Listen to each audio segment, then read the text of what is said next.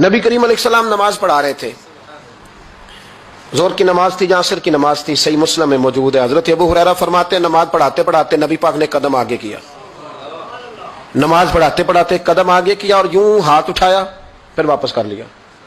اب نماز پڑھ کے نا تو سلام پھیرا تو صحابہ عرض کرنے لگے یا رسول اللہ صلی اللہ علیہ وسلم وہ نماز میں پیر بھی آگے کیا تو ہاتھ بھی اٹھایا، تو وجہ کیا تھی؟ اب پہلا سوال تو یہ ہے کہ آپ لوگ نماز پڑھ رہے تھے یا حضور کو دیکھ رہے تھے؟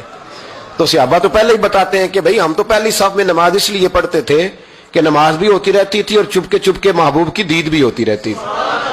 حضور سے پوچھا یا رسول اللہ وہ نماز پڑھتے پڑھتے قدم آگے بڑھایا آپ نے تو پھر پیچھے کر لیا، کیا تھا؟ اور ہاتھ اٹھایا تو پھر آپ نے نیچے کر لیا۔ تو نبی کریم فرمانے لگے نماز پڑھاتے پڑھاتے جب میں نے کہا نا سمیع اللہ لمن حمیدہ، اچانک میری نظر اٹھی تو جنت میں چلی گئی، نظر اٹھی تو جنت میں، تیرے لیے 2-4 قدم عرش بری ہے۔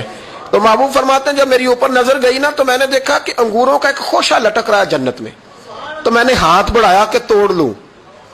حضور کھڑے ہیں مسجد نبوی میں اور فرماتے ہیں کہ میں یہاں کھڑے ہو کے ہاتھ اونچا کروں تو میرا جنت تک پہنچ جاتا ہے۔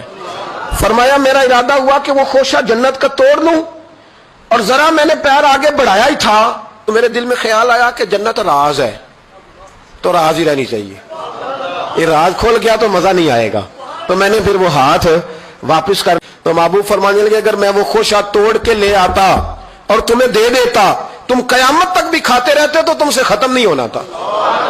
یہ صحیح